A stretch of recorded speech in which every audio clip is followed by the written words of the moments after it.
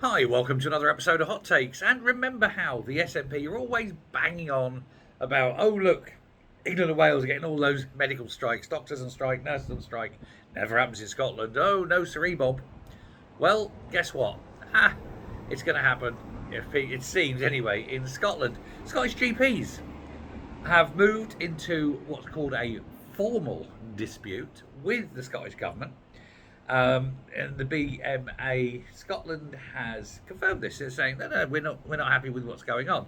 They're saying enough is enough. They're going to have a ballot on industrial action. It seems very likely they're going to win the ballot. And the GP committee, which is part of, it's like a subsection of the BMA, has written to the cabinet secretary saying that their intentions and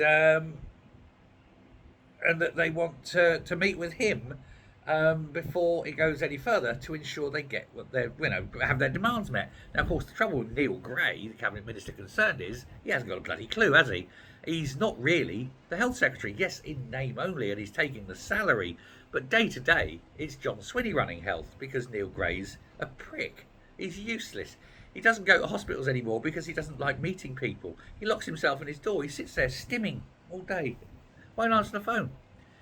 He'll take limos to pubs and football games. Oh yes, likes all the trappings of the job, but doesn't actually like doing the job because people. Strange little man that he is. But the BMA Scotland have said that legally, this is the next step. Having formally notified the minister that this is the next step in escalating the concerns in preparation for the ballot and then the professional withdrawal of professional action. Withdrawal of professional action, withdrawal of professional services as part of industrial action.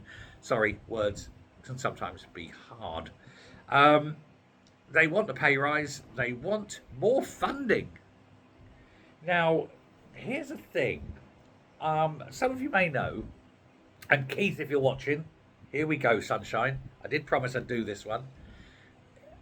What happens is that the government, through the health service, give GPs a budget. So you have a GP surgery, it might be a single GP if it's a small village somewhere, a small town, or it might be a collective where you're going to have maybe, I don't know, half dozen, 10 more GPs in a health centre. And the government will say, right, you're going to get a budget of, let's say there's 10 GPs in a larger health centre, and they're given a budget of, say, 50 million a year, right?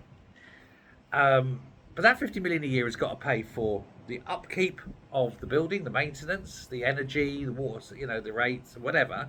It's also got to pay the salaries of the doctors, salaries of any practice nurses or nursing practitioners. And yes, I'm aware there's a difference. And of course, all the ancillary staff, security men, I'm going to say typists isn't the word anymore, you don't have that, but admin staff, things like that. And that all comes out of that central budget.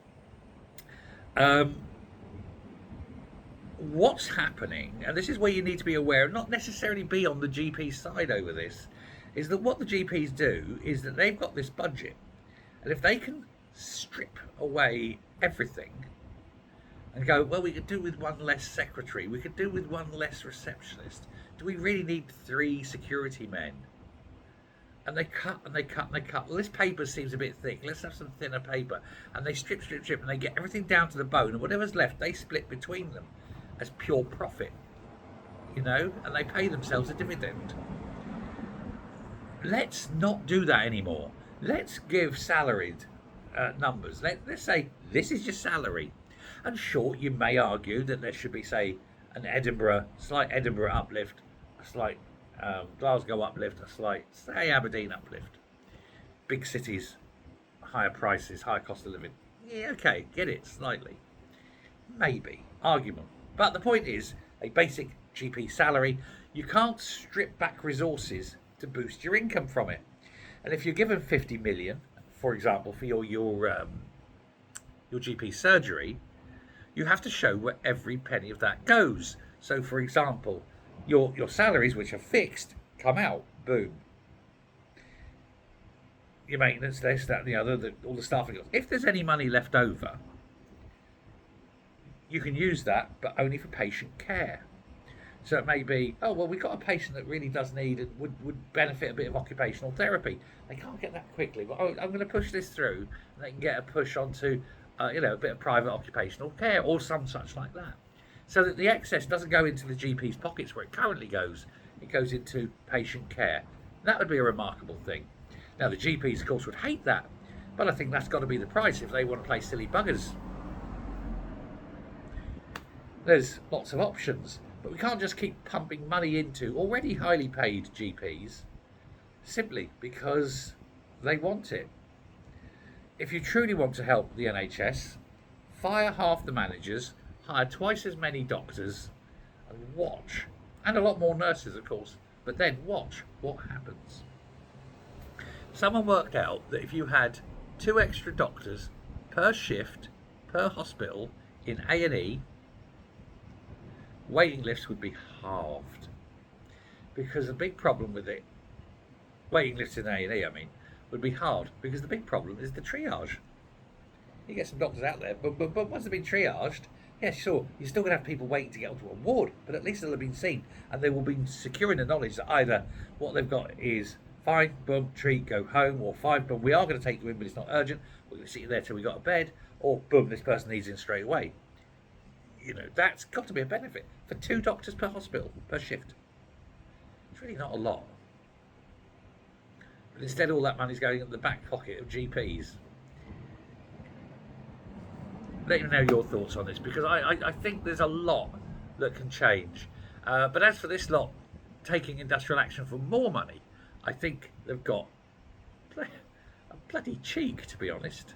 They've already had a pay rise. Now they want another one.